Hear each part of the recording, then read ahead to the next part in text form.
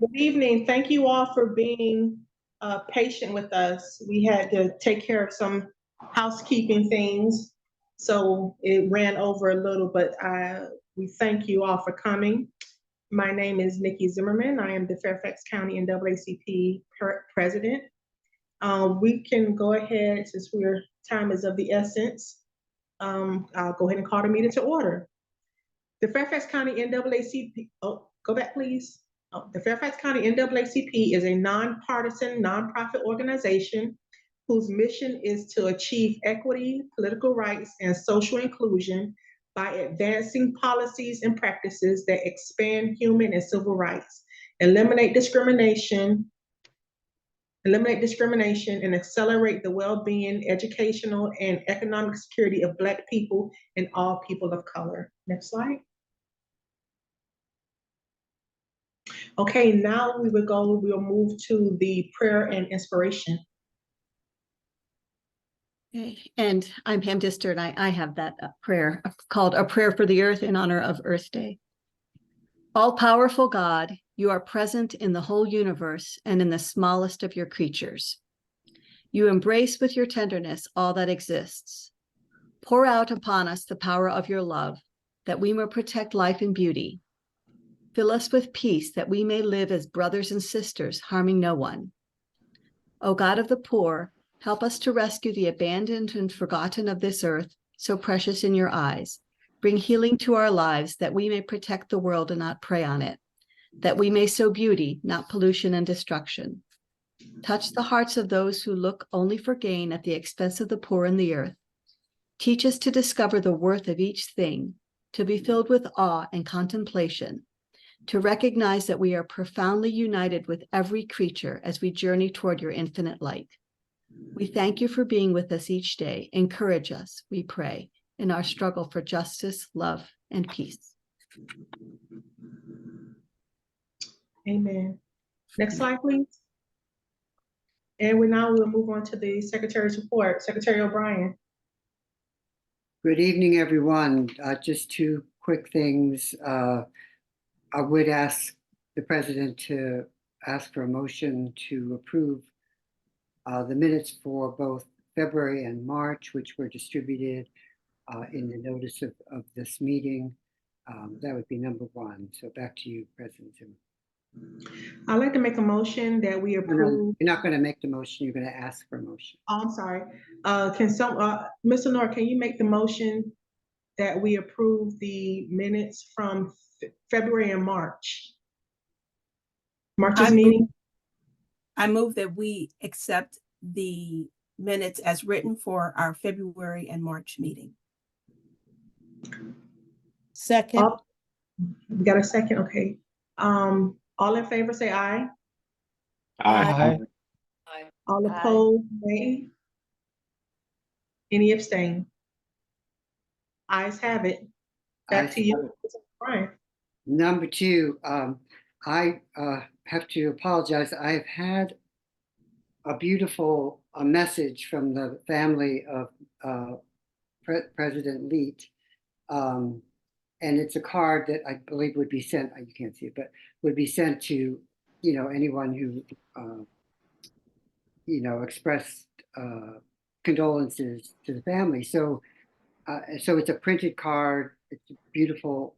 I didn't realize it had a personal message to the branch until I was getting ready to put it in the trash, and I turned it over, and here it was. So I just wanted to read the condolence. This is from Sydney, Michelle's daughter, and it says, "Dear members of the Fairfax County chapter of the NAACP, words cannot fully express my gratitude and appreciation for the huge underlined amount of support and kindness you have given me during this very difficult time. Public and community service was who my mom was. Her community advocacy and civic engagement was a vital part of her being. Thank you for being her partner in social justice and her friend, Sydney Simon." So I just wanted to read that to you. Absolutely beautiful. Do you have anything else to report, Secretary O'Brien? I think that's it for me. Okay, thank you. I'll be here in the corner taking notes. I appreciate you. Okay, we'll move to the treasurer's report.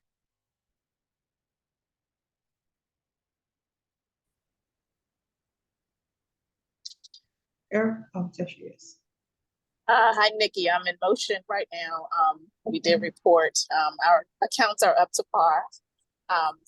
As we spoke about earlier, we're at about $3,000 in our operating account, and each of our accounts are definitely fully operative. No other further points at this point. Okay, thank you. Okay, but before we move on to the advocacy, I'd just like to let everyone know that about our women's program that we just had last month. If you all missed it, you missed a treat.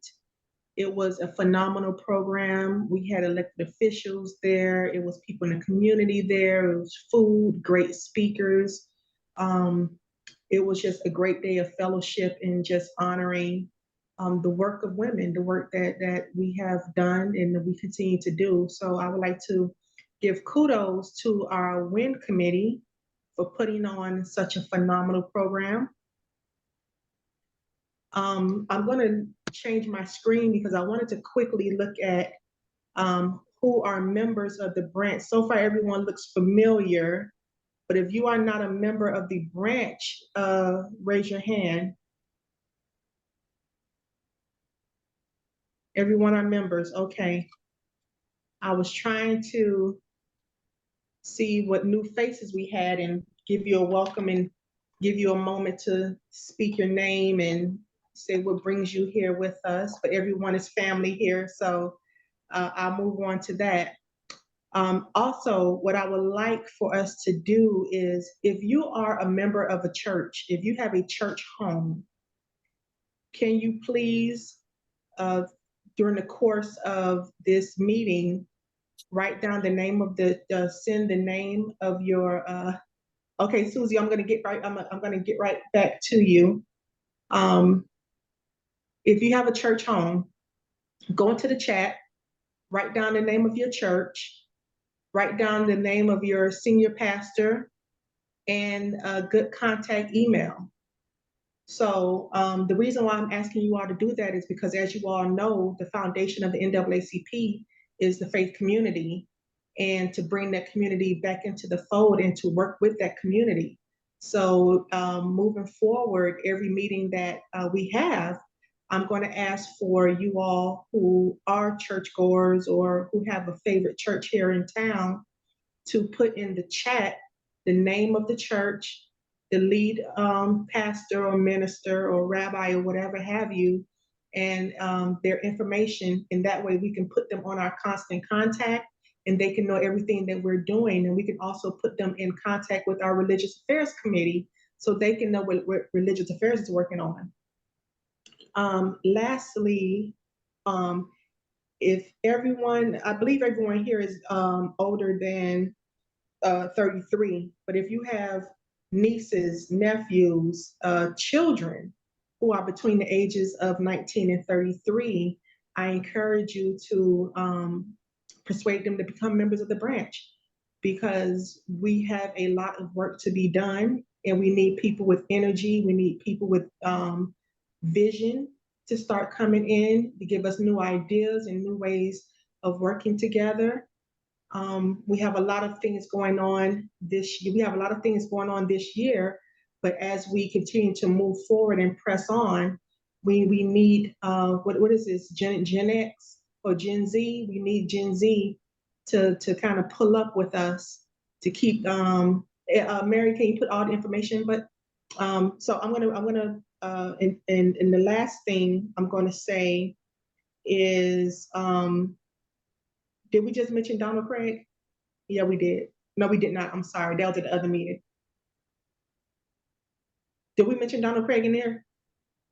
Okay. So We did. We did? We did not. Sorry. We did not. We did not. Not in the general meeting. Mm-mm. Okay. We recently lost one of our members, Mr. Donald Craig. He passed away this week. And we asked, he was a active member in the branch for some time. And we asked that you say an additional prayer tonight for him and his family, because we've experienced it. Loss is hard. And so keep the family in your prayers. That's the family of Donald Craig, Mr. Donald Craig. As you all put the information for your churches, please put the name of the lead pastor and the contact information. And Pam, can you take note dictation to get that information so that you all can pass it to Eliza?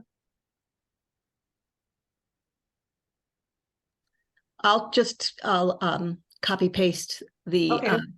I'll just copy paste.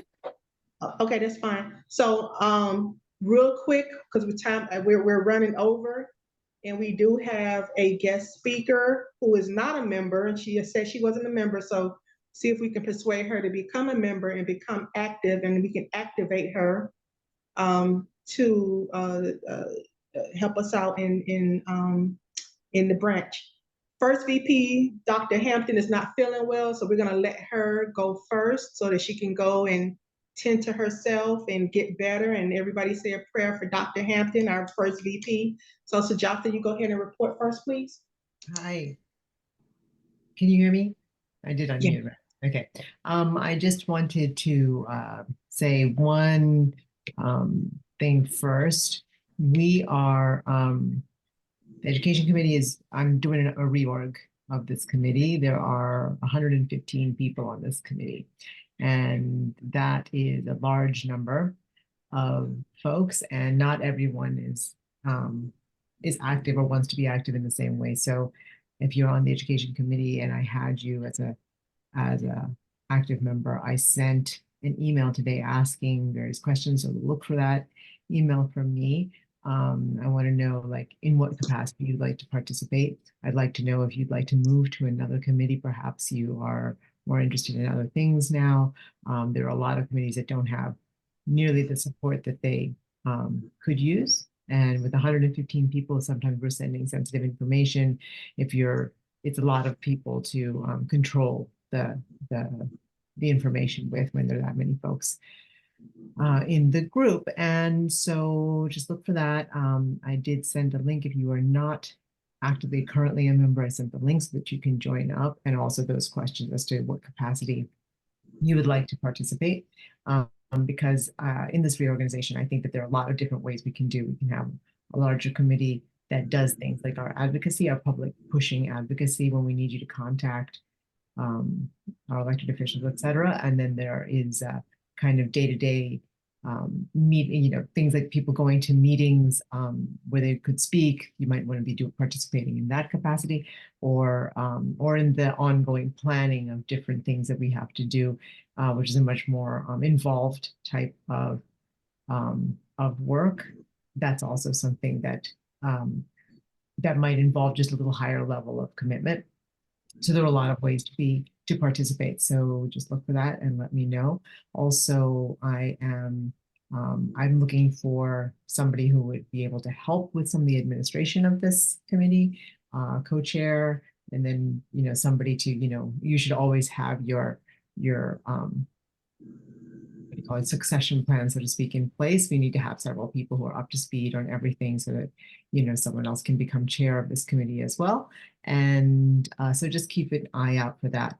A couple of things I wanted to share with you. I have shared that our priorities we have 3 priorities now. We're going to be supporting the structural literacy through 12th grade because as I have shared, sort of hinted at, it has become clear that I think that that FCPS has lost some staff in that capacity, project management staff clearly, and so the ongoing support of the program to make sure that kids who fell through the cracks in the initial group of K3 are getting supports through 12th grade, and also that structural literacy is being offered to students in special education, which it currently is not.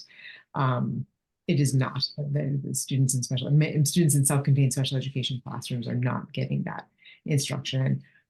Unfortunately, Black children are overrepresented in those classrooms, so it does affect our population significantly. So we're going to be doing advocacy about that. And under this new strategic plan, they have a priority to move towards universal pre-K, and I'd like us to get some advocacy around that as well. And those are the things I wanted to make sure to share with you. And then next month, hopefully, we are up and running properly with a group that is more manageable for us to do our work efficiently as a whole group, and we have a succession plan in place, etc. And that's what I wanted to share with you. Any questions for Dr. Hampton, VP Hampton, before she takes off? Anything, Dr. Hampton? Dr. VP Hampton. Jenna. Hi, Sujata. I have talked to you a couple times about the film, The Right to Read, and I actually had the opportunity to see it. I think it was Monday night. The Arlington NAACP hosted it with the Arlington County Library, and it was as good as advertised, as good as I thought it would be. Several school board members were there. Dr. Duran was there.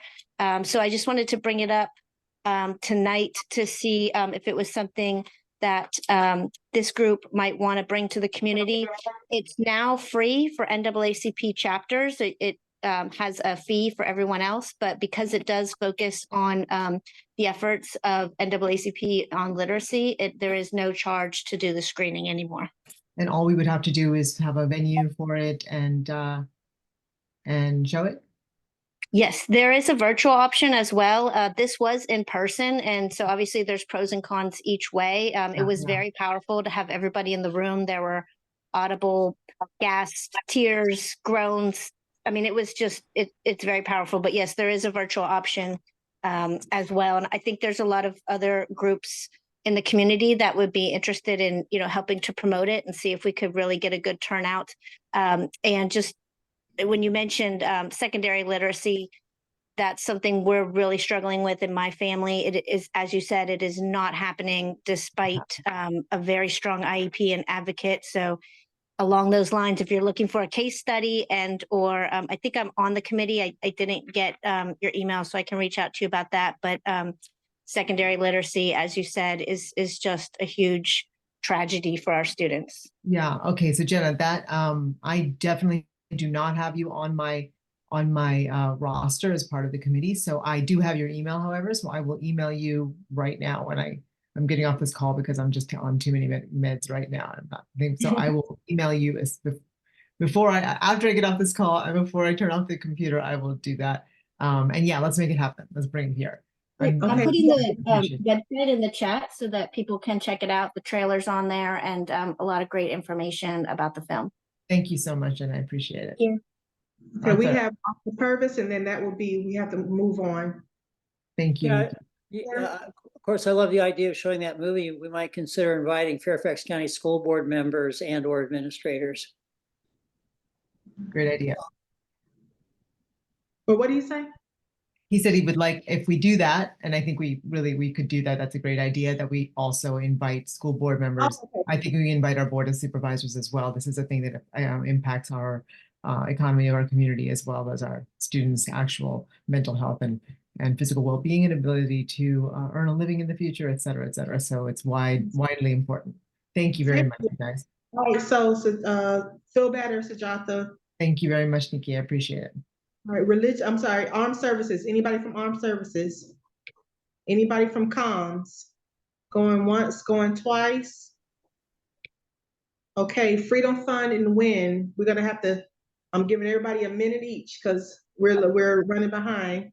So Thank Freedom you. WIN. Yes, ma'am. Thank you for giving a shout out to the WIN committee. And now as we've moved forward to the Freedom Fund, I am looking for help, support, people to really dig in and help us with additional sponsorship. I have a list of companies that we need to contact. We have a letter. All I need for you is to, be part of my committee, be part of the Freedom Fund committee so we can work on sponsorship. We need to identify organizing coordinating with vendors. We'll need that. We do have someone who has stepped up to do raffle tickets and the silent auction. Yeah, and we'll need to, I'd like to identify a minority-owned baker because we want to have a lovely cake for our dessert at the event. And if anyone can help me identify minority-owned businesses that are bakers, that would be wonderful. So please put your name in the chat to sign up for Freedom Fund organization, because we do need support in getting the word out and coordinating all the events that are going to happen on November 2nd, 2024. Thank you. You're welcome. And also, let me just, because this is Freedom Fund is I would say our most important committee, because they are the ones who get the monies that we're spending out to have these different things. They're the ones who get the sponsorships. They're the ones who go out and help us try to get donations. Okay, Freedom Fund is work. Running the Freedom Fund committee is work. It is hard work. It is labor intensive. You are making phone calls. You are going to different sites. You are doing different things. I'm going to say this. If you put your name down to assist Miss Evelyn, be prepared to work, because that is what these committees do. Do not put your name down, and when she asks for something, say, well, I can't do it. I'll do this instead. Everybody functions in everything. We can use everyone, but just understand that when you write your name, she's asking you all to really get in the trenches with her, to make these phone calls, to help look for sponsors. We need sponsors for the gala. We sent out, give me 1 second, Erica. We sent out, our comms team sent out sponsorship packets to all of our electeds already. They sent sponsorship packets to other companies. And guess what? We have not heard back from not one elected official to sponsor this event. So we have to rely on the good works and the goodwill of our membership body to help us keep the lights on and help us to make these payments, for the gala, and get sponsorships and have all these cool things that you all like to have as far as events go. So just bear that in mind. Freedom Fund, that committee works, and this is their working season. Erica, you got something? Thank you. I think it's a great segue. I was getting ready to speak from experience, just really quick. I echo every bit of your sentiments. And I also wanted to say too, that as you were talking, I was thinking about an idea of a lot of college students needing, or high school students needing volunteer hours and things like that.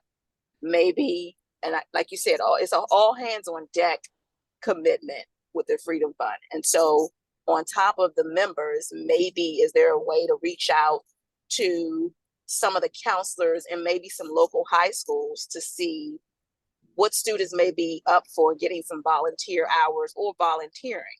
So again, speaking from experience with a number of folks on the line and echoing your sentiments, it's going to take a good amount of people to make sure everybody is staying balanced during this, the preparations from now until even the first week or the week of. So just wanted to put an idea out there to see about how we could get a little bit more bodies to volunteer. And they may be very excited to do so, to lend a helping hand. Over. Thank you so much. Ms. Evelyn, can you put in the chat, can you attach the sponsorship packet? And what I will ask you all to do is, for 30 of us on here, I ask that each of us take that packet and give it to either, because of the packets, the sponsorship packets go from $500 to $3,000. Okay, I ask each one of you to take that packet. If you are part of the Divine Nine, if you're part of another grassroots organization, if you're part of an association, if you're a part of something that aligns with our mission and our thought process, your faith community, I ask that you take that packet to them and say, would you consider sponsoring this event? Again, all hands on deck. if you need it, and Miss Evelyn will put that packet in the chat. Yes, Okay, ma'am. so we're going to go ahead and move forward. Religious affairs. If you do not have anything new to brief, just nothing new. So I have two quick things. okay. The first is that June 1st, we're having both of them are at Bull Run at the cemetery, the African American cemetery at Bull Run Regional Park. The first is June 1st. We're having a cleanup, and anyone is, we'd love to have anyone participate. There's a sign up on Just Serve, and I'll make sure that that information gets out to the entire community. And the second is our Juneteenth commemoration on June 15th. It is at 3 p.m. We had thought it would be in the morning. It's at 3 p.m. And sorry, there will be elected officials there. There'll be reflections, music, and stories for children, and an ice cream social. So it'll go from about 3 to 5, and that's it for us.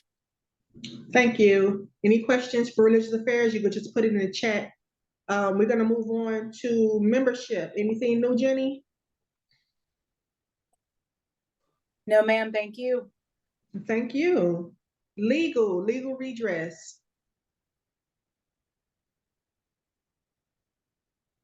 Going once, going twice. Legal redress has nothing. Before we move forward, I'd like to acknowledge Delegate Karen Keys-Gamarra has joined the party. Thank you for joining us this evening, Delegate Gamarra. Everyone say hello. Would you like to say a few words before we move forward? Oh, I'm just happy to be here. Just got back from reconvene, preparing to go back. Happy to chat with people later. I'll put my email in the chat. I don't want to interrupt your meeting, but thanks for acknowledging. Thank you. Les, anything for budget? Anything new for budget? You just went to the budget hearing. Can you please give us a quick update? Sure. And I'll be brief. On last Tuesday, I represented our chapter at the fiscal year 2025 budget hearings with the Board of Supervisors. It's 5-minute testimony and covered the subjects of education, and Sujatha went into some of the points earlier, and I'm not going to go into the topic of housing because I think that'll be covered by Mary and or her proxy later on, but because they also did present separately. And legal redress, Mike isn't here, but one of the things that he was advocating for that I spoke about was setting up a seed money fund for indigent people to have legal counsel representation for certain types of civil matters. And that's really it. You know, as I get more information on the budget, I'll let people know. And for those 101 people that are working with education, if you want to find another committee to work on, we have plenty of, I could use some additional help here on the budget committee if that's an area of interest for you. That's it. Thank you. Ms. Evelyn just put in the chat her information for you to sign up to work for the Freedom Fund committee, to work in the Freedom Fund committee. And she also put in the Google Docs the sponsorship letter. And I'll tell you what, I'm over here brainstorming. If you're able to get a sponsorship, let me know, Secretary O'Brien, if I'm speaking out of turn. Can we give them a free ticket? If a branch member is able to secure us any type of sponsorship, can we give them a free ticket to the gala? I would push that to the Freedom Fund Committee. That's okay, Ms. Evelyn, would you have a problem with that? No, I would not. No, I would not have a problem with that. So an incentive of securing a sponsorship of any level between 500 and 3,000, we will give you all a free ticket to the gala, and the tickets for the gala are going to be $100. So that's $100 that you don't have to spend. You just have to be one of our salespeople to help push the event. Okay, so I'm going to move forward to PAC. Anybody from PAC? Is Pia Good here? evening. Pia is not here. I Oh, there will you go. provide the report. There is, we are planning to have a candidate forum for the June primary on June 6th. More information will be sent out to the branch later this month. VP Campbell. Oh, I'm sorry. That's No, that's it. Any questions for Pat? VP Camblin? VP Camblin, okay. Oh, okay. Youth Council, anything from Youth Council?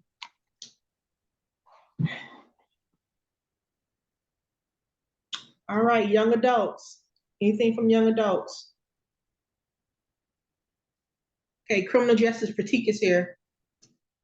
Yeah, the only major thing we've got going on right now is a meet and greet with Chief Davis. That should be happening in the next few weeks. We have a couple of asks that we are ironing out that we're gonna talk about. One of the major things would be collecting use of force data, because right now they don't really report comprehensively on use of force, even though they do collect the data. So internally, FCPD has the data. We just want to try to get access to it. That's going to be one of a few topics that we're going to bring up, but we're still working on that. But that's basically the only major thing going on right now. Okay, thank you. Any questions for CJ? Any questions for CJ? Okay, I'm gonna do one final push before we move to the program to housing. Housing is going to give us their brief, and then Mary will introduce the speaker to the branch. One last push, membership. If you are not a member of the branch, we have Jenny here. You can direct chat Jenny, who is our membership chair, and she can send you whatever information you need. The church contacts, again, if you have a church home, please put that information in the chat with the name of the pastor and a good contact email for that pastor, and we can bring them into our fold. Young adults, we want to bring young adults in. If you all have nieces, nephews, sons, daughters, bring them in. You can email me directly. All of you should know the email. You can reach out to me however you all choose, and give me the names and emails of them, and I will reach out to them directly and let them know, hey, we need to lift you up. Donations to the branch. Donations to the branch. If you have it, if you have a little something extra, a little extra change jiggling, we ask that if you don't mind, can you send it our way? Erica, could you put the donation link in the chat as well? For those who feel inclined and are feeling a little generous this evening, you all can drop a donation to the branch. And with that said, housing, Mary is back. Mary has been down, but Mary was not out. She was not out for the count. Mary is a trooper. Mary was in the nursing home saying, I got it, I'm gonna be there, I'm gonna do this. I said, Mary, you sure you don't have to? Mary said, no, I'm gonna be fine. But Mary is a true trooper. She is an advocate of all advocates, a jack of all trades, master at all. Thank you, Mary, for your hard work and dedication. So I will send it to you. Okay, thank you, Nikki. I am still in the nursing home where I have no control over the lighting.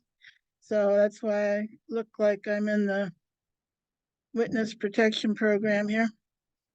I wanted to report two things before I introduce our speaker.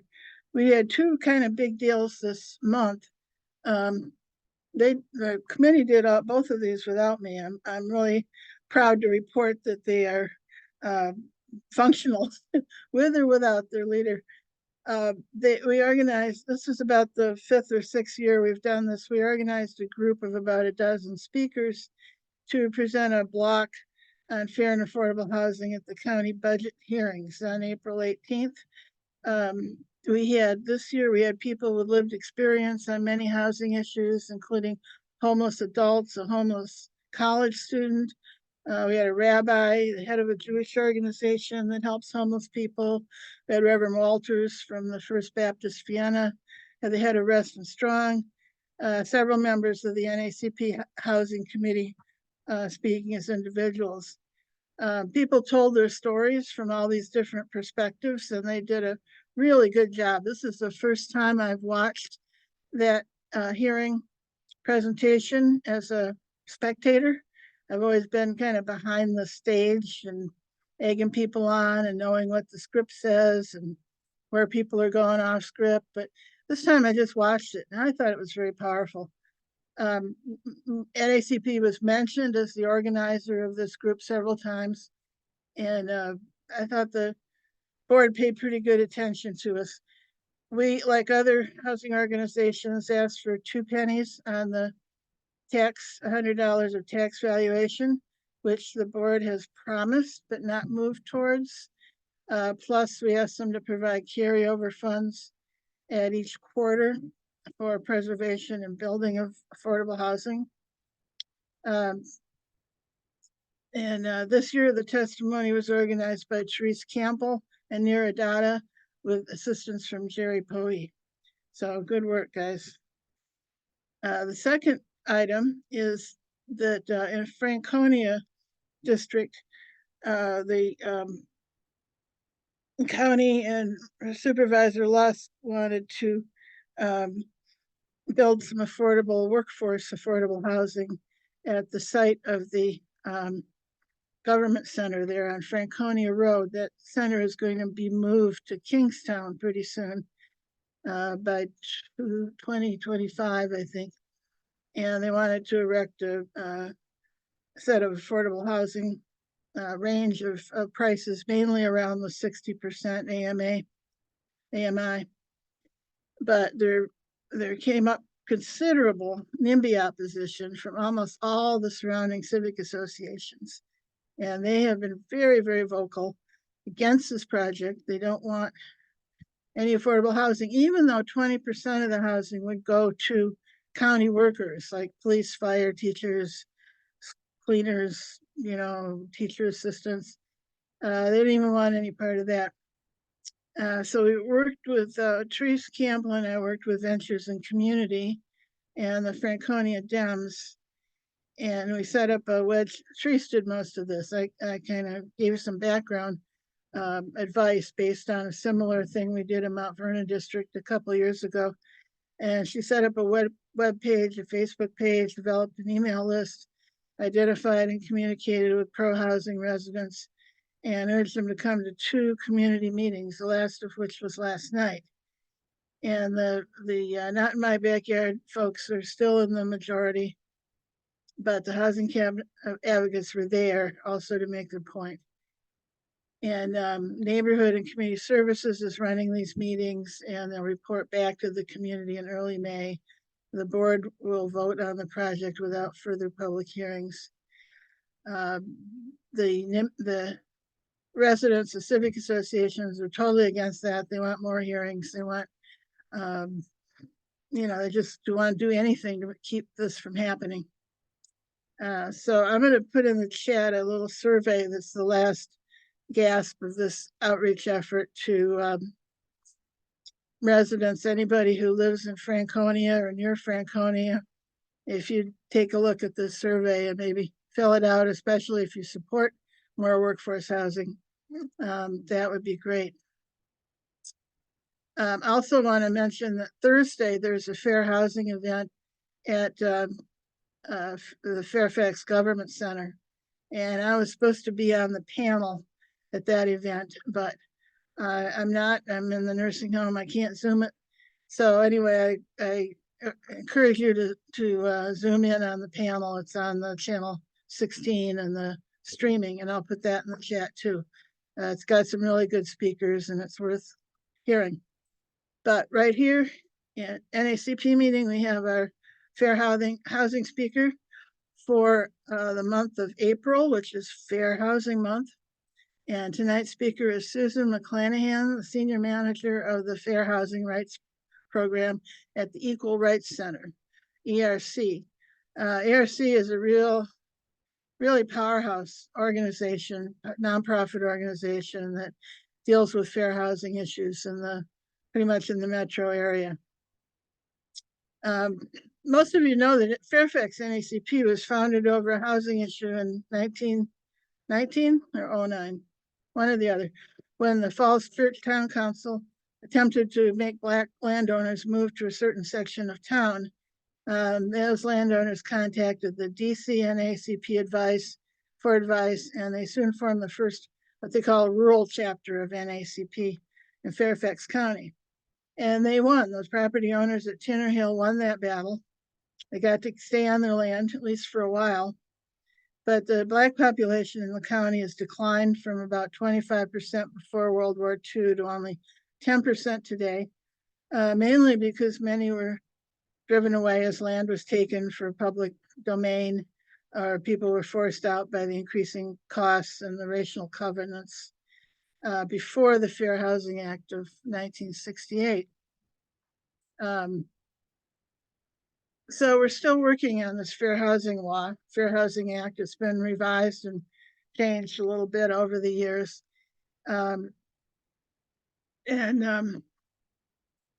mention a little more about what's new with that in a minute. So the ERC identifies and seeks to eliminate unlawful and unfair discrimination in housing, employment, and public accommodations in Greater Washington and nationwide. It conducts intakes with individuals alleging housing discrimination, kind of like we do with our committee. And it conducts systemic investigations into the local housing market. Its primary investigative tool is to identify discrimination through civil rights testing. That's sending out pairs of people with identical fake IDs in every regard except race or disability or whatever they're testing for.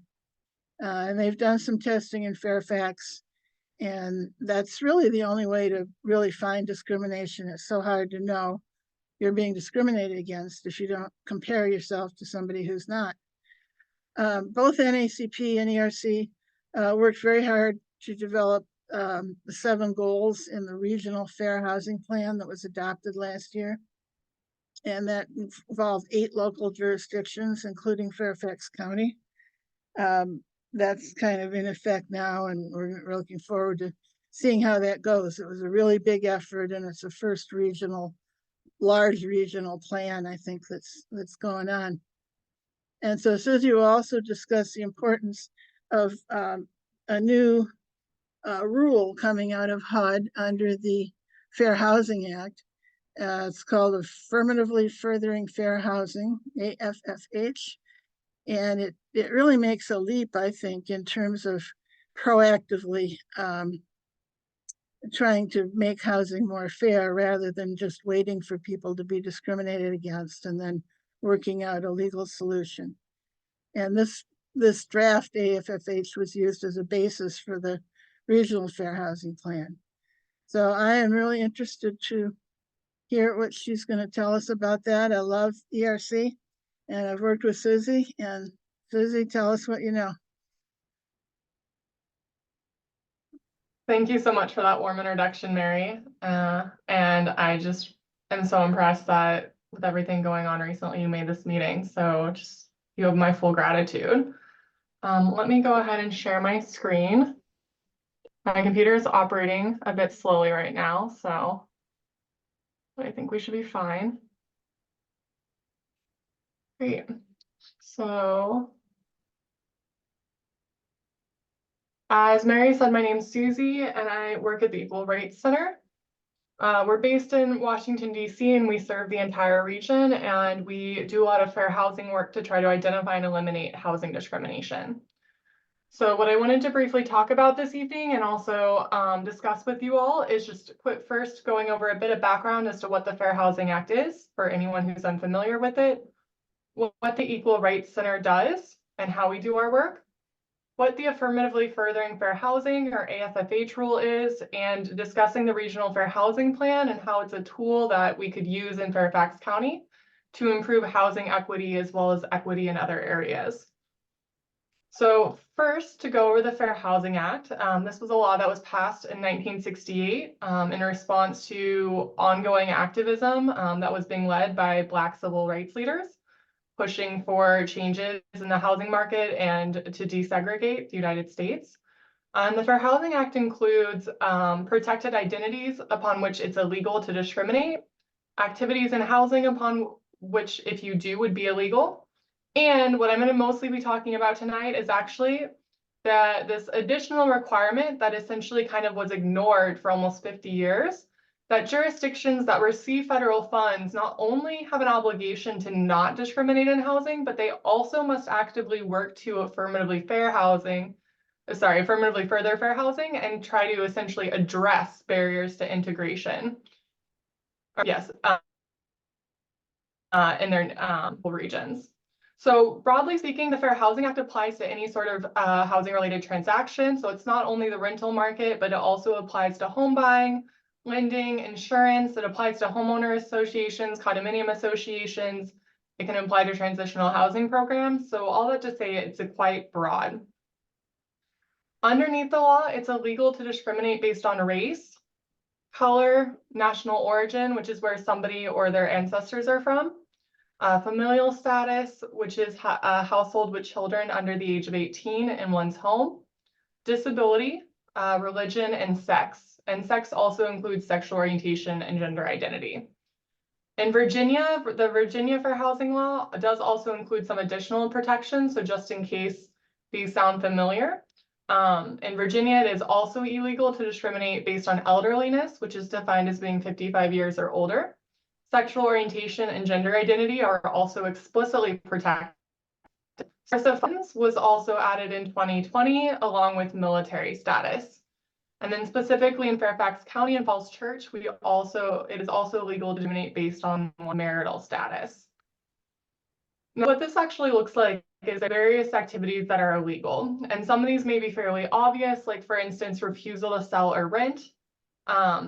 This can be, for instance, we see significant reports of source of funds discrimination in the state of Virginia, where housing providers do not want to rent to individuals with housing vouchers, generally based on their stereotypes they have about low-income renters.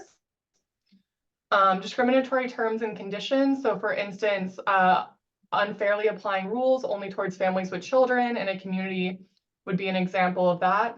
Advertising a discriminatory preference. This could be something like saying, you know, no vouchers is probably the most common example we see. And misrepresenting availability. So this is essentially pretending that a unit's not available so you don't have to rent it. So for example, we had a case based in DC where a housing voucher holder had gone and done a tour. And during the tour, the agent said,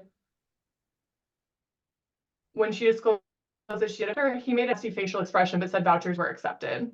But after the tour ended, instead of sending her an application, he called her a bit later and said, hey, we actually have a strong application in, but I could show you other properties. And she called her office and said, you know, I just have a gut feeling that something is wrong here and that he just didn't want to rent to me because I have a voucher, but I don't know that for a fact. And so in that case, we did testing where we had an individual with a voucher and without a voucher, testers posing as having or not having a voucher, contact this agent. And what we found is that when somebody with a voucher contacted the agent, they were told that the unit was no longer available. But when somebody without a voucher contacted the agent, they were told that not only was that unit available, but also there were other units available in the building. And so testing helps us get a better idea of actually what's going on, especially for more subtle forms of housing discrimination. Blockbusting was a practice that was more common in the early 1900s, which is when we saw a lot of kind of white folks fleeing to the suburbs. But steering is what we see more commonly these days, where people are pushed towards certain neighborhoods. So for instance, a home buyer might be steered towards like a white home buyer might be steered to a majority white neighborhood, whereas a Black home buyer might be steered to a majority minority neighborhood. But people are being pushed towards a certain area or a certain unit. It is also legal to harass, threaten, intimidate, or coerce somebody in housing.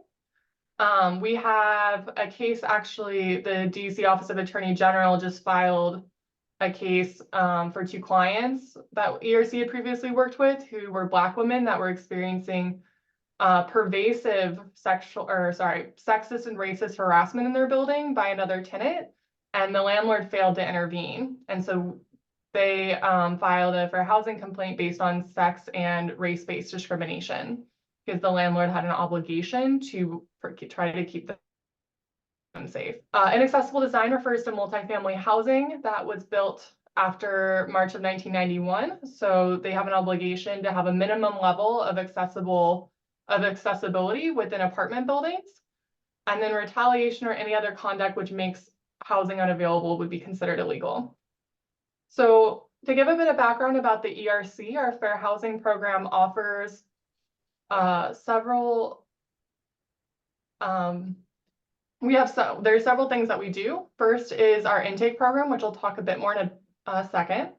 Second is systemic investigation. So we will go out using testing or another investigative tool to try to better understand what's going on in the housing market.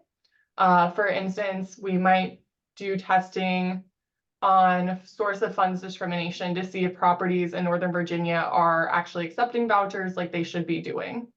Or we might do testing based on a couple of years ago, we did a massive investigation into criminal record screening policies to see whether in Northern Virginia and DC, whether landlords were had the same policy if testers were of a different race, and whether that policy, even if it was facially neutral, would have a discriminatory impact on people of color due to the legacy of racism in our criminal legal system.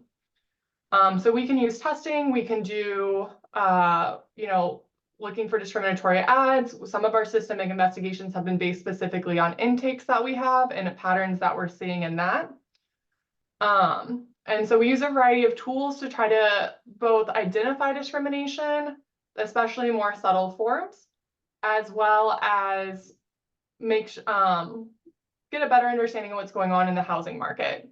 So for example, one time we came across a no voucher ad at a building in Fairfax County. And so that led us to file a complaint with Fairfax County Office of Human Rights and Equity Programs. And as part of that settlement, the housing provider agreed to not get training, but also post that vouchers would be accepted in future ads. And they also paid us $6,000 for our damages.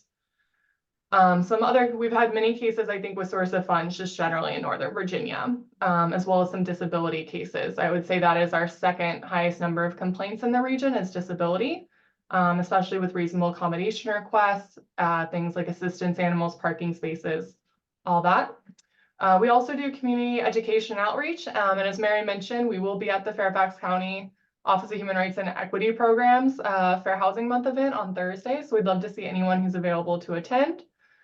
We do public policy work to try to create change within the government, like with governmental agencies. So for instance, our regional fair housing plan work that we'll be talking about later, the NAACP of Fairfax County was also highly engaged on the community advisory committee and helped kind of spearhead that work. And then we also provide compliance services for housing providers so that they are better aware of their obligations and can proactively work to make sure that they are instituting fair housing best practices. So I mentioned that I talk about I think I already covered this. Okay, so for fair housing testing, I mentioned that we already do it based on systemic investigations. We can use it to get a better sense of what's going on in the housing market. The example I gave earlier with the client with the voucher, we can also use it to kind of verify an individual's experience and document what exactly is going on to help support their efforts to file a complaint if necessary. We do also do contract testing for jurisdictions like Fairfax County so that the county can proactively also have a better understanding of what is going on in the local market and take enforcement action when necessary against housing providers. And we also do compliance testing for housing providers so that they can proactively know what their agents are doing and try to address any sort of issues that may come up. So in 2023, for example, we actually did over 700 civil rights tests. So this is kind of our primary tool. For anyone who's not familiar with testing, in this case, we have, for an example of a white and black tester. And a Y tester would go in and ask an agent, do you have any availability? You know, I'm looking for a 1-bedroom. And the agent might say, yes, we do. Please get your application in soon. And so then a black tester would come in and we would essentially see whether they had the same experience. So in this case, again, they're asking for the same thing, a 1-bedroom unit. And in this case, the agent says, sorry, you know, we don't have any available.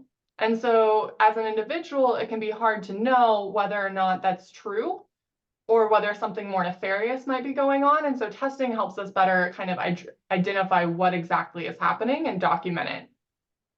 So just quickly then to go over the ERC's intake program, we provide advocacy to address housing discrimination with housing providers. So when individuals contact us, most of the time they just want the issue to be addressed.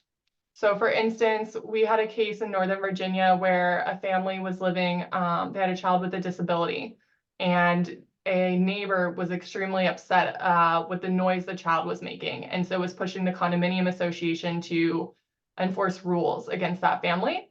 But it actually threatened the family directly, and the condominium association did not take any action against this adult who had threatened the family, but did take action on the noise policy against the family. And so we reached out to the condominium association and expressed our concerns that familial status discrimination based on unequal enforcement of rules was occurring, and that they were treating these people differently based off which household had children. And so in that case, the condominium association rescinded that notice and did not take further action against the family for these issues. We also assist people with disabilities with submitting reasonable accommodation or modification requests to housing providers. We frequently find that folks aren't necessarily sure what information they need to submit to their landlords, or you know, a condominium association, a homeowners association. And so we will actually help them identify what documentation they should include, and then we will submit the request for them and go through the whole process. I did see someone ask in the comment section whether you'll have access to these slides afterwards, and yes, I'm happy to share them out so that everyone can have them. We also do civil rights testing on behalf of intakes and accessibility site surveys. So for folks with disabilities who are living in like apartments or other multifamily housing, like a condominium building that may have been built after 1991, we can come and tour the building to make sure that it was built in compliance with the accessibility requirements, so that it is physically accessible. We also assist people with filing complaints at the Fairfax County Office of Human Rights and Equity Programs, as well as HUD. And serve as their advocate throughout the complaint process so that that individual better understands how to navigate the process and hopefully gets a better outcome. So for instance, we helped an individual in Arlington who had a really terrible race discrimination case where a landlord had accidentally texted her instead of a current tenant at a property where she was supposed to do a tour. He and said, I don't want to, you know, I think she's African. I don't want to rent to her, give her the wrong house number. And essentially wanted this tenant to lie to her so that he wouldn't have to show her the unit or possibly rent to her. And so we helped her file a complaint actually at the Virginia Fair Housing Office. Ultimately, the AG of Virginia actually filed a lawsuit, and she ended up with a settlement of $20,000 for her complaint. So I want to take a quick moment to stop there and see if anyone has any basic questions about what the ERC does, or just generally what the Fair Housing Act is, before I dig more into the Affirmatively Furthering Fair Housing Rule and the Regional Fair Housing Plan. So please feel free to come off mute or put in the comment section or the chat section any questions folks may have. Yeah, go ahead, Mary. I have two questions that I've asked over and over again. I haven't gotten an answer from any of the county folks. One question is the state law about vouchers, you can't discriminate against people because of vouchers, is that working? Are people still discriminating, or have they stopped? And the other question is, in terms of more education for apartment owner management and lenders, etc., versus judgments and lawsuits and enforcement. What do you see as kind of the balance of making sure things get done? At Fairfax, we really lean towards the education part of it, and I don't think we've ever really filed any enforcement against anybody. And you've done both. So what's your sense of it from within your own organization? I wrote down your questions because I have a terrible memory and I wasn't going to remember the second one by the time I finished answering the first. But to answer your first question, are source of funds protections working in Virginia? And I would say yes and no, which I know is an unsatisfying answer. But the reason is that generally it was fantastic news that the state of Virginia made it illegal to discriminate based off source of funds. The catch was at the time, in order to get it passed, they put in exemptions to the law that essentially most other jurisdictions do not have in their own laws when it comes to making it illegal to discriminate based on generally what's called source of income discrimination. And those exceptions were, one, you were accepted if you owned fewer than, I think, 4 rental properties in the state of Virginia, or if you essentially accepted an applicant with a voucher, and then for anyone who's unfamiliar with the process, after somebody with a voucher is approved by a housing provider, they then contact the local housing authority. And the local housing authority has this lease-up process where they need to collect documents from the landlord, review everything, do an inspection of the unit. It can take a bit of time. And so there's another exemption is essentially once the landlord has submitted all the necessary documents to the housing authority, if the housing authority cannot review and approve that individual for that unit within 15 days, the landlord can move on to a new application. What that means practically speaking is that many times people are just saying, oh, we don't take vouchers. And it can be really hard for a voucher holder to know whether that person is exempt or not. So it makes it much more difficult to enforce the law. So a lot of folks, for instance, may be looking at townhouses. And we had a case, I don't remember if it was in Fairfax or another Northern Virginia jurisdiction, but they had put no vouchers in an ad. And due to our knowledge, we were able to do the property record research sufficient to prove that they owned 5 rentals in the state of Virginia and were not exempt. And then we're able to file a complaint over that. But that was something that the average person looking for housing would not have had the resources to do, even if they were familiar with the law. So it makes it a lot harder to enforce because of these these kind of carve outs in it, but the protection itself is highly valuable. So it's a bit of a mixed bag. As far as enforcement, I mean, I would say that generally speaking, laws or civil rights are only as powerful as they are enforced. So you can have the most progressive laws on the book, but if there's no consequences for not respecting those civil rights, then they're probably not actually being followed. And so it's just really important to have strong enforcement efforts in order to make sure that civil rights laws are being followed, and that, in this case, housing providers understand their full responsibilities and obligations and are treating everyone with fairness and equity. And I mean, in that end, we see enforcement as critical to ensuring that these laws have real value. And, when necessary, we do pursue enforcement action against housing providers. And, I don't want it to be like that we always have to file litigation. So to give a good example, in Northern Virginia, we did testing based on source of funds maybe 2 years ago, and identified what we thought were concerns with how Greystar and the application process for voucher holders. And we reached out to Greystar and said, hey, here are our concerns. And Greystar, voluntarily entered a collaboration agreement with us so that they would get training, that they would have a bunch of testing done so that they could, problem spot issues. And so housing providers can kind of proactively take that approach where they want to engage and want to change, potential concerns that we're seeing. And that's always great. Nira, I think you have a raised hand. Yeah, so I'm going to post my question in the chat, but I'm also just going to just talk about it for a second. I'm thinking about those people who are private landlords and have been a private landlord for a long time and have multiple rental properties. Do we have information that's being given to them so that they know that that they cannot discriminate based on source of income? Is there pamphlets, PSAs, those kinds of things that we could share with just the broader community so that everybody is aware that they're not allowed to discriminate? Yes, the state of Virginia through the real estate and fair housing boards actually released a great guidance document that's maybe 8 pages long about source of funds discrimination and what the protection means. And I'd be happy to share that link with that. I can pass it along to you, maybe you, Mary, afterwards to share out with everyone. I can share a list of resources. We also have an FAQ sheet for voucher holders specifically. And generally speaking, that information is out there if housing providers, are paying attention. Thank you. Yeah. Before I go to you, Jerry, I'm just going to answer a couple quick questions in the chat. Are there actions taken by ERC against local housing providers? Are actions taken by ERC against local housing providers public information for Fairfax County citizens? Does anyone collect and publish stats on these issues? And if we file litigation, for instance, a lawsuit, that is always going to be public information.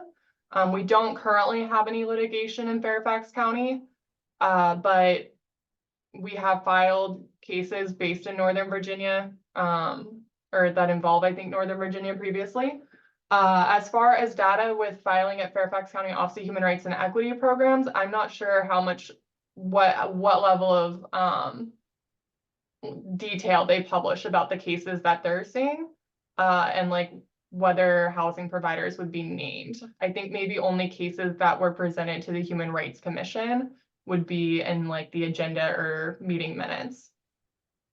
Jerry, go ahead. Yeah, thank you so much. Fairfax County has just been blessed with a new partnership with the Commonwealth's Department of Mental Health, where we are about ready to implement 300 new permanent supportive housing vouchers. And the organization that will be implementing this, Pathway Homes, already has the experience of administering 200 permanent supportive housing vouchers, but this is a paradigm leap forward in so many more that will be metered in over 3 years. What would your thoughts be about some more progressive, forward-looking testing and evaluation programs? Because permanent supportive housing vouchers are the primary route by which people with physical and mental disabilities can get into their own home, but they're also oftentimes the people who are most easily victimized because they all already have physical and mental disabilities. Any thoughts about how we could be a little bit more progressive and aggressive starting the program rather than being reactive after it's begun? Yeah, I think there's kind of a two-pronged approach there. So one, I think lots of education and outreach, both for the individual participants in the program, but also staff who are working with them about, what housing discrimination might look like, about the rights of folks with disabilities to make requests of reasonable accommodations. So for instance, a reserved parking space, having an emotional support animal in a no pets building,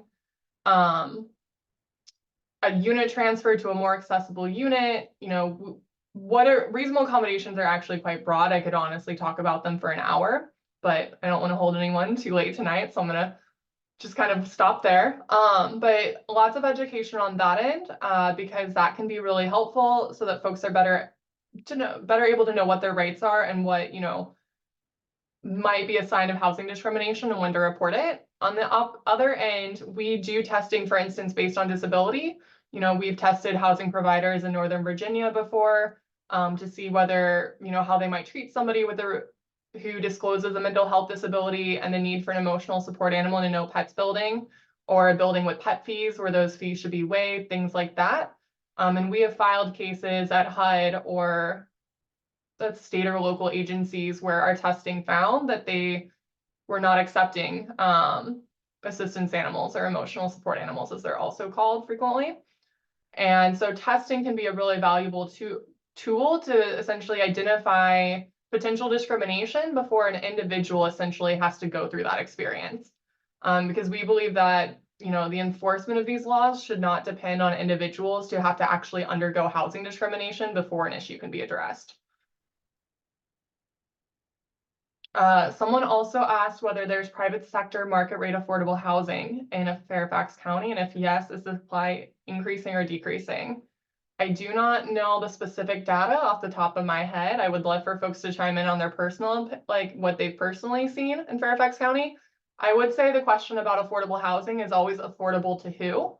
Because what we find is that housing, even one is that there's practically no housing, generally speaking, for individuals in 0 to 30% area median income. So we're talking about individuals who may have like no to very little income, and there's very little housing for individuals. Affordable housing, even for individuals who, you know, have like 60 to 80% area median income, can still be difficult to find, especially in the like private sector.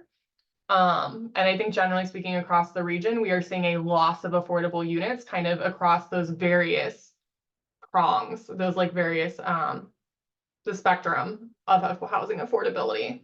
But that actually leads into kind of what our next topic is. So I just want to give one more opportunity for any last questions on this before I move into kind of talking about some of the broader fair housing challenges, like for instance, the lack of affordable housing in the region and what we can do about that.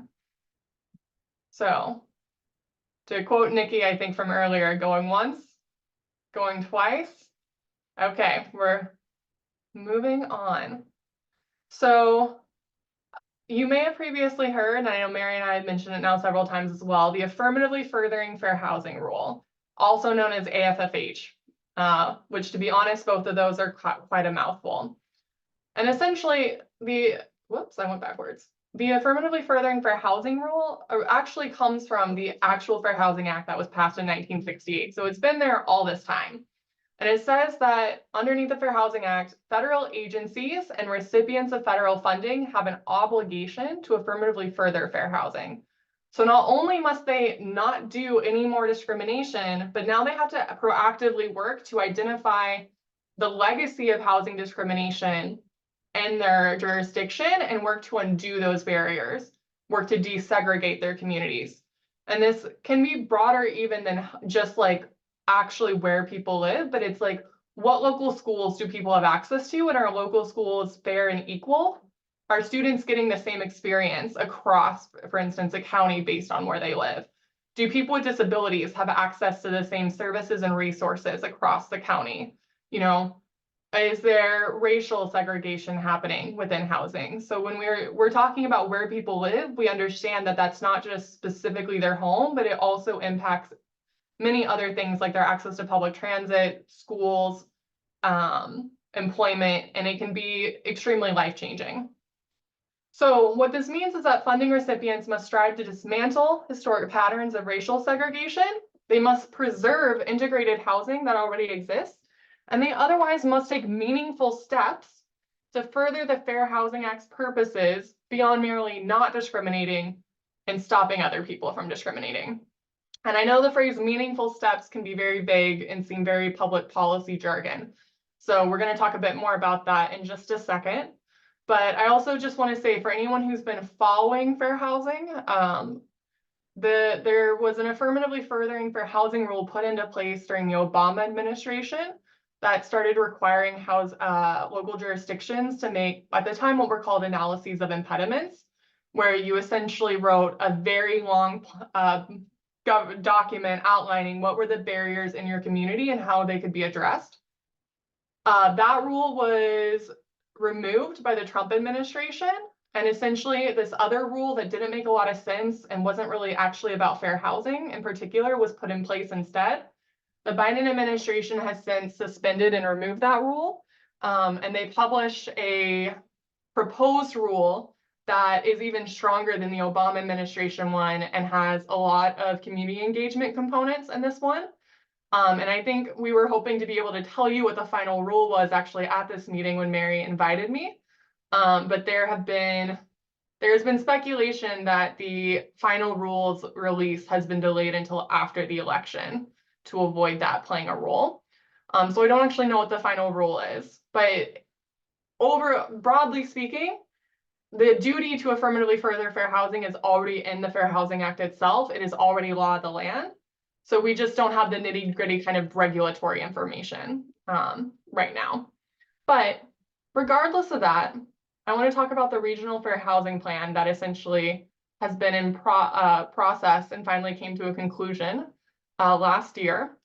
And what was really exciting about it is that it was actually done by several jurisdictions. So historically, what has happened is that DC will do its own fair housing plan.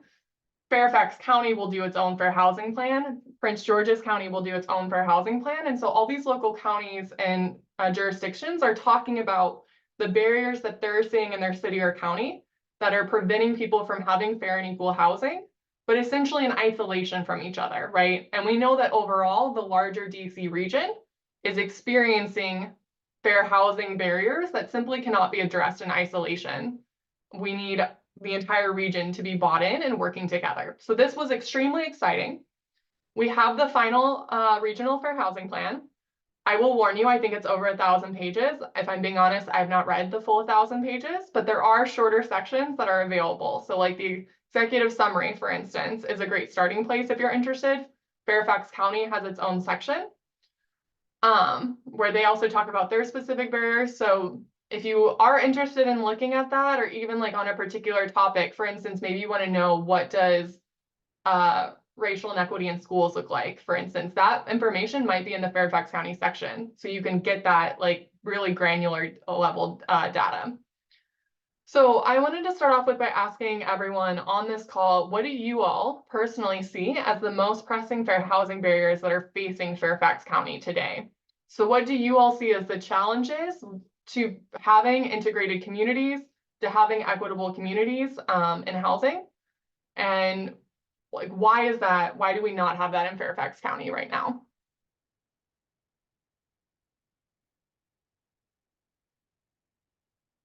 Yeah, so someone said cost of housing, and I think Arthur kind of also foreshadowed that with their question earlier about affordable housing in Fairfax County. I know there was a lot of conversation earlier about education. Does Fairfax County have equitable education for residents based variously where they live? Can I make a comment or two? Yeah, absolutely. No, Fairfax County absolutely does not have equitable education. Okay, not even close. But I think that was pretty much addressed by Sujatha, and the discussion about right to read and the fact that so many kids aren't learning how to read. But to your question about, why don't we have more affordable housing? Just let me comment that when my wife and I bought our house in 1976, 48 years ago, and I just gotten an MBA from an Ivy League college, it was a miracle almost 50 years ago that we found a house we could afford. So this is a half-century-old problem.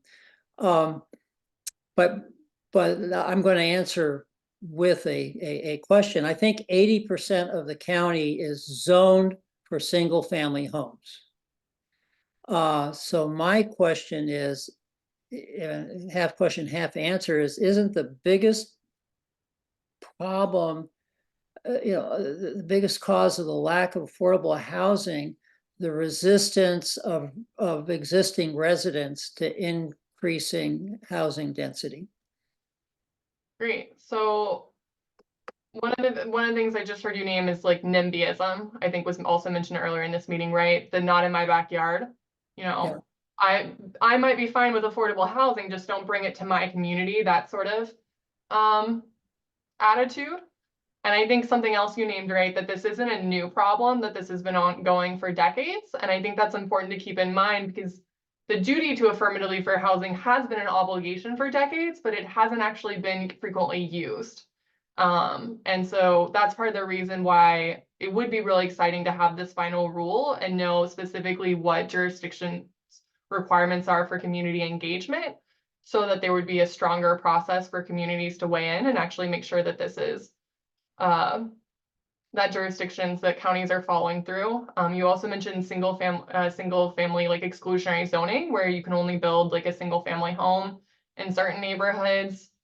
Someone else mentioned housing density or lack thereof driven by zoning, and the lack of housing types and zoning restrictions. So Arlington and Alexandria, for instance, I know have been kind of going through these missing middle housing processes that have been very controversial. Besides, so we talked about zoning issues, affordable housing, education. Are there other equity issues that we see in Fairfax County that are related to housing? So I want to jump in with one more quick comment, and then I'll be quiet. And you sort of alluded to it. Affordable housing covers a wide range of needs.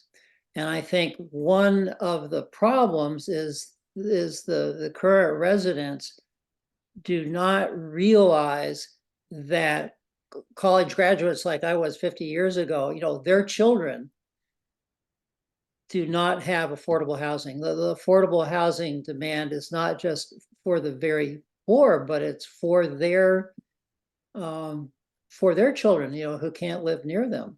And I don't, you know, when the term affordable housing is mentioned, I think people kind of get nervous. They think that I'm repeating myself, so that they think that they're going to have a slew of low income people in their neighborhood. Well, no, not necessarily. It could be their kids. Okay, I didn't word that very well, but I hopefully understand. No, I think that's an important thing to keep in mind, is that when we talk about affordable housing, we are not always talking about the same thing, because housing is frequently inaffordable to many different groups of people. I also missed it earlier, but just wanted to uplift Mike's comment about housing affordability and the role that it's playing on displacement of Black residents in Fairfax County. Someone else also mentioned transportation. You know, the Orange Line only goes through parts of the county, and buses can be a challenge to use to get through, you know, everywhere in the county. And someone also mentioned policing inequities based on neighborhoods. And I think Diana has, please go ahead with your. I'm just quickly playing off Arthur Purvis's comment that for our children who are often college educated, like my daughter doesn't even have a loan for college. We paid for it and she had to leave. She had to move. I mean, she's not a doctor, lawyer, or engineer, but nonetheless, she's a smart girl with a good education at Mason, and she had to move to Charlotte, North Carolina. Well, she chose to, but she had to move out of the county, and she's really irritated that it's so expensive. So I think that's true for a lot of that generation, for our children. It seems I've heard that a lot. You know, and she doesn't have a roommate where she is, but she wouldn't even afford it with the roommate here, I don't think. So I think that's very true for our generation or their generation. Thanks. Yes, so there's also been a lot of, I think, discussion as well as news coverage about housing and affordability for young people, and especially folks kind of in their 20s and 30s who are being told that, you know, homeownership is the path to building wealth, but no one in that, you know, age group can really buy a home.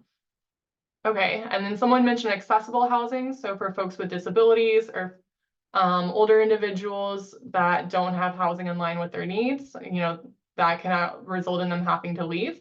So these are all really great. And so I want to then show you, kind of based on this sort of question, here's what the region, so the government's identified as the major barriers in the region. And then I'm going to tell you, we're going to go over what Fairfax County specifically identified. So the region said that if we want to have fair housing here, these are the things that we need to do. So first, we need to increase affordable housing, particularly in areas that have historically lacked such housing, right? There is frequently community resistance to placing affordable housing, especially in wealthier, predominantly white neighborhoods. Second, we need to reform zoning and land use policies to increase the supply and geographic distribution of affordable housing. So this, for instance, could be like the comment someone made earlier about single family zoning and like exclusionary zoning, where you can only build very small or only build like single family homes, for instance, on a lot instead of like larger multifamily housing. Third, preserve affordable housing and prevent displacement with the goal of no net loss of affordable rental units. So this is very similar to, one is essentially build new housing or somehow increase the number of units. Number three is make sure that we don't lose more units, that we don't lose more affordable housing. The fourth goal was to increase homeownership and reduce inequities and discriminatory practices that prevent homeownership. So things like the racial homeownership gap, addressing those. 5 was to protect the housing rights of individuals with protected characteristics, which is honestly everyone. Everyone is in some sort of protected class. So making sure everyone is aware of their rights. 6 was to increase community integration and reduce housing barriers for persons with disabilities, which is really in line with the comment that I read just before going to this slide. And 7 is expand access and affordability of public transportation for protected classes. So this actually hits on many of the things that you all just kind of raised. So I think that's actually a really good sign. Fairfax County specifically said that they would commit to the following. So first, they would increase affordable housing that is affordable to low and moderate income families. So this kind of plays into the distinction we've been talking about of housing affordable to who. We need affordable housing both for extremely low income families as well as folks who may be in the middle class but simply can't otherwise afford to stay in the county. 2, we need to implement policies designed to preserve affordable housing and prevent displacement with a goal of no net loss of existing affordable rental units. So this is essentially stating that we know that we're losing units. Let's try everything we can do to make sure that we don't lose any more. So for instance, some affordable housing might be privately owned, but on a contract that they'll only be affordable for 20 years. And that contract expires and those rents can essentially skyrocket if there is not, for instance, further like government subsidies or intervention to address that. And so those affordable units then can get lost forever. 3 is to increase the number of homeowners in the region and reduce inequities and discriminatory practices that limit homeownership opportunities for members of protected classes. And 4 is to protect the housing rights of individuals with protected characteristics. So just quickly curious, kind of based off of Fairfax County's goals and the regional goals, how well do you think that these identified actually the ongoing barriers and what the solutions are? Do these feel reasonable? Do you feel like there's any gaps that are missing? Does this feel like a really solid place to start? Kind of what is everyone's personal reflection?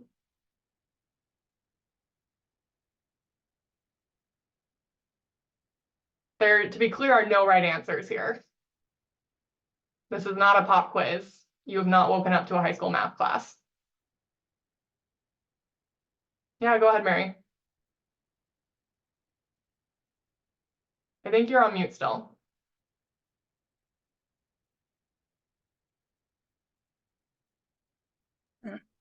Fairfax County's really backed away from the idea of missing middle and changing zoning regulations. That's like the third rail. We don't do that here. Doing it in Arlington and Alexandria, but that would be really, really difficult in Fairfax. We have done this form of transit-oriented development where we're making little nodes around transit and putting more density around transit areas. So that allows for increased density. But I don't think anytime soon we're going to get into breaking up single family neighborhoods. It'll happen eventually, but it's not to hold your breath for it. But I think one of the major issues in Fairfax is the amount of affordable housing that's being lost. Alexandria lost 90% of its affordable housing before it realized what was happening and it started building new subsidized housing. But I don't think they've ever come back to where they were before. And that same thing is happening in Fairfax. They just, rents are going up and people are moving away and they really want to be here for the schools and they can't get a foothold and hang on to it because they're loss of market rate affordable housing. Thank you for sharing that. Jerry? Yeah, I just want to say that I think we are losing steam in terms of having our elected officials be willing to confront the community with these housing realities. In 2018, the county produced a strategic plan for affordable homes. And we identified that we had a deficit of 46,000 projected into the year 2034. We've only set a goal for 10,000 additional. new homes. And while we're striving in that direction, even this year's budget isn't meeting the challenge, as Mary identified earlier, for the fuller investment. A second problem, though, is there's a lack of recognition that the business community really urgently needs to step up to meet what are their sustainable business needs. I don't know how you could build a Home Depot or a Lowe's and expect to employ all the people doing a do-it-yourself and not have built on top of your own building affordable housing for your own workforce. Same thing could be said for Fairfax and Nova or for other very big institutions in our area.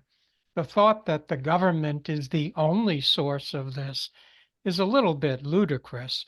We did see when Amazon invested in building a headquarters in our area, they also put a foundation together that sought to intervene with a more affordable housing. And we got some good work out of that. But my God, the profits of Amazon have skyrocketed through COVID's mishap. And there's Amazon trucks all over the highways in everybody's neighborhoods, but there isn't a commitment commensurate with the growth of that workforce to invest in the housing for the very workforce that creates enormous profit for Mr. Bezos and his leadership. So we really have to elevate the conversation. There's more partners that should be in this venture. And we also need to act as other commonwealths have done. State of California, $6 billion investment this year in affordable housing. Commonwealth of Massachusetts, a $4 billion bond issue to invest in affordable housing. The Commonwealth of Virginia is stingy and late to the game of recognizing its own sustainability in terms of housing its own workforce. I mean, we're just missing the boat on many of the issues that could make a difference. Thanks for sharing that. So with the last couple minutes we have left, what I want to talk you through, I have slides for all these goals, but I'm going to focus on the Fairfax County ones, just so that we can actually have, for the sake of time. But I'm curious, essentially looking at, these are the goals they made, but what we're going to look at is how they said they're going to do them. And these goals are essentially on a piece of paper right now, and they are only going to matter if they're actually implemented. And it's unlikely that Fairfax County is going to be able to implement all of them to the same degree. So the real question is, which of these matter the most? Which of these do we think will create the most change? And where do we think Fairfax County has like the greatest ability to really make, a difference in the next few years by implementing these? So I'm going to talk you through what they identified as to how to address these. And I'm interested in hearing from you all which actually feel the most important.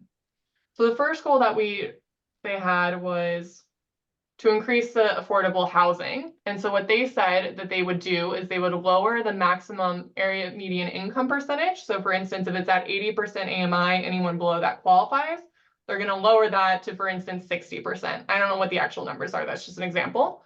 For the workforce dwelling units that are for sale, and also have a special separate policy for the workforce dwelling units, essentially for individuals who are working in Fairfax County that are in the high-rise condominiums kind of in Tyson's Corner. Second, they said that they would adopt more local payment standard, which is the maximum amount the housing authority will pay rent-wise for a unit. So to have those be more local and neighborhood specific so that folks can actually apply and be able to afford higher opportunity areas if they have a housing voucher. And third, they said that they would increase development of affordable housing by encouraging co-location with other county facilities on county-owned sites through partnerships with faith-based organizations, like for instance, churches, or encouraging private development on undeveloped or underutilized commercial land. So I'm curious, just as a quick temperature check, no one needs to be a policy expert right here in this room, but generally speaking, kind of based on what you all know intimately about housing in the county, Does any of this feel like this is going to address the issue, or does any of this speak to you specifically? Mary, I see you've got your hand up. Yeah, just to add a little bit about each one of those, lowering the maximum AMI, what they've proposed is lowering it to 100% of AMI from 120%. I don't think that's enough. I think it should be lower than that, like 80 at least tops, and mostly at 60. The for sale units are units that are proffers, that are built by developers, and they can be sold as affordable housing. I don't see any reason to put them in AMI. They'd be like they say that you have to do that because there's not enough units at $400,000, four to 500. Yes, there are. There's a fair number of units, and they're all townhouses or condos, but that needs to be lower, I think. Local payment standards. This is a good idea. This may be the thing that increases integration more than anything, is to allow people to have a voucher that's large enough to go into a higher rent area. I think that's an excellent idea. And increase the development of county-owned sites. Yeah, they've been doing that for a long time. They try to combine county government centers, and they're doing that to kind of save money with the county facilities, and then they'll put some affordable housing on top of it. But that's good idea, but it's not gonna be enough. Great, got it. And thank you for sharing the WU context. Jerry, before I go to you, I'm just gonna actually share the other affordable housing step that they said they would take. So that was their goal number 2. And so they also said the other thing they would do was amend the Fairfax County Comprehensive Plan. Sorry, and was a typo, to help preserve existing affordable units that are already in both apartment buildings and manufactured homes. Did you put your hand down, or do you still want to comment? Yeah, I'll still comment. Great. You know, on the third bullet on the previous slide, you know, we haven't had equitable partnering into the building more affordable homes. There is no actual contribution from Fairfax County Public Schools into donating land or parking lots or whatever, and yet more than 50% of the annual budget is transferred to Fairfax County Public Schools. The third party in this that have yet to step up is the Park Authority.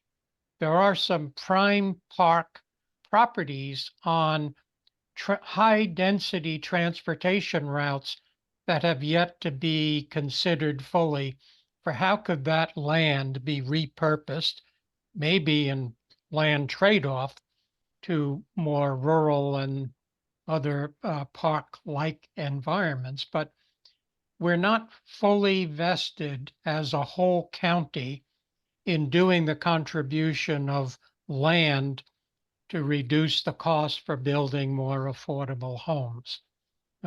Yes, there's good examples from land controlled by the boards of supervisors, but not an equitable partnership with public schools or with the park authority to meet the needs of their own employees. So Jerry, what you said, I think what also Mary said really speaks to kind of what I hope to get out of this kind of conversation, and that where are the points where we as a community can actually leverage kind of what we know about what will and will not work, knowing that Fairfax County has made these obligations. And that could be, for instance, kind of based on Mary's comment, right? Pushing the county, for instance, to lower that WDU policy even lower on AMI, right? They said they're already going to lower it, but we could, you know, that community advocacy could be pushing that lower. It could be, for instance, saying our top priority here is to make sure that voucher holders have an increased amount that they can use their voucher for, so that we can address racial segregation via making sure that voucher holders have greater opportunity throughout the county. It could be, you know, saying, hey, county, you said that you're doing affordable housing through these, you know, co-locations with agencies. Where's this at? What's happening with that piece of land over there? Why isn't that happening there, right? These allow us then to have those conversations with the county kind of based on what you all identify are community priorities. So I think that leaves us, I think there's 2 more goals for Fairfax County. So one is increasing awareness of affordable homeownership and rental opportunities in communities of color and vulnerable communities is how I intend to address kind of, I think, the racial homeownership gap.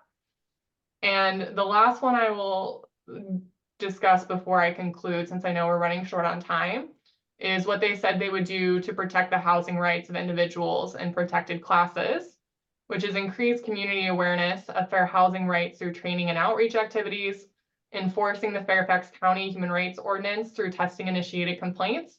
I do want to give the NAACP Fairfax County branch a huge shout out here, along with the Arlington branch as well, because it was really community input that got Fairfax County, but the larger region more broadly, actually to agree to be interested in doing regional testing. And so Fairfax County, for instance, has actually, I would say, been a leader in doing testing and has proactively done testing in its county for many years. And many of other counties don't do regular testing and don't really have a good sense. And so pushing essentially to say, we need to know what's going on more broadly in the local market. You have an obligation to make sure that we are keeping constituents, from experiencing discrimination in housing. So I think that was really powerful. And I just want to thank, your branch for the leadership you all showed in that. And then the third one was to increase accessibility of fair housing services for individuals with disabilities for whom English is not their first language. And I think that was the last, that was the last one for Fairfax County. And so I just want to do a quick pause here. I see Arthur's raised their hand and just see if there's 1 or 2 comments folks have just kind of about these remaining goals and whether they think they would be effective strategies for addressing fair housing barriers. So I have a question, Susie. Could it be that the testing actually depresses the supply of affordable housing? What do you see as the connection there? That if landlords and builders don't have more control over whom they rent to, that they won't provide the housing? So I would say that generally protections should not, should have no relationship to affordable housing. I would put a comparison as to should we enforce safety standards at restaurants, or, are we afraid that making sure people wash their hands before they serve food will, make it harder for restaurants to open, right? We don't want people living in unsafe housing where they're experiencing discrimination. That's not who should be in the housing market. But, it's not affordable housing that is beholden to fair housing laws. It's any housing provider, whether market rate or affordable. And ultimately, if essentially housing providers want to operate on stereotypes about who to rent to, or, who to sell affordable dwelling units to, that's going to further worsen housing segregation, because we know what kind of biases are going to be at play there. So I would say that I don't think, fair housing should not have an effect on discouraging affordable housing providers. I agree that it should not. Great. Any last other comments about these goals? Any that really spoke to you? Any that you have questions about? Just any last person want to give a comment before I wrap up?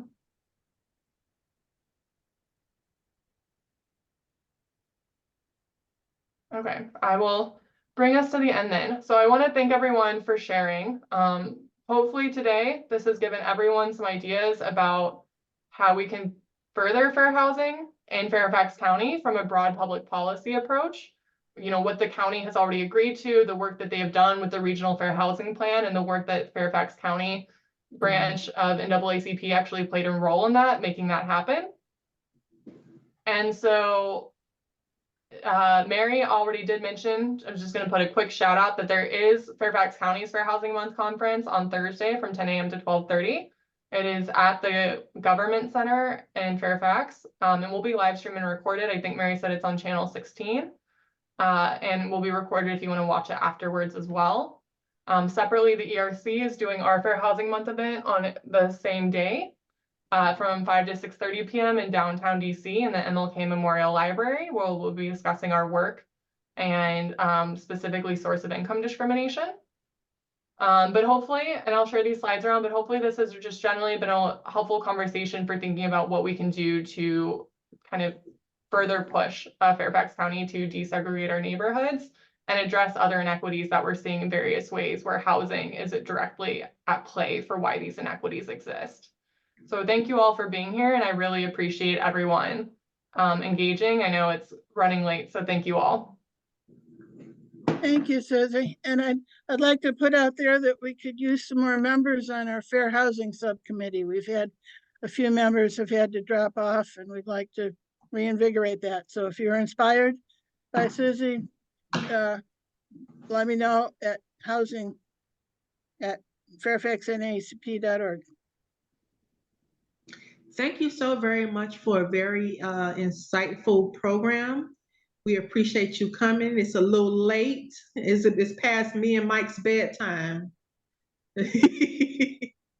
But thank you so much. This has been very enjoyable, Mary. Thank you for facilitating this program, especially from the nursing home. I mean, you really did not skip a beat. So that's something to really tip our hats off for. Again, work is work. It's volunteer work, but it's still work. So if you all have the fire in you and you have the oil and you want to work in housing, Mary works. You see where she is and she's working. So she will not expect any less from anybody on her committee than what she's doing. And we thank you, Susie, for coming out. We appreciate you. We hope that you become a member and join Mary's committee. And with that said, good. Pam, don't forget the list of people for the religious affairs. And with that being said, good night, everybody. Mike, stay on. Mike and Miss Evelyn, stay on. And everybody else can go. You can stop recording, please.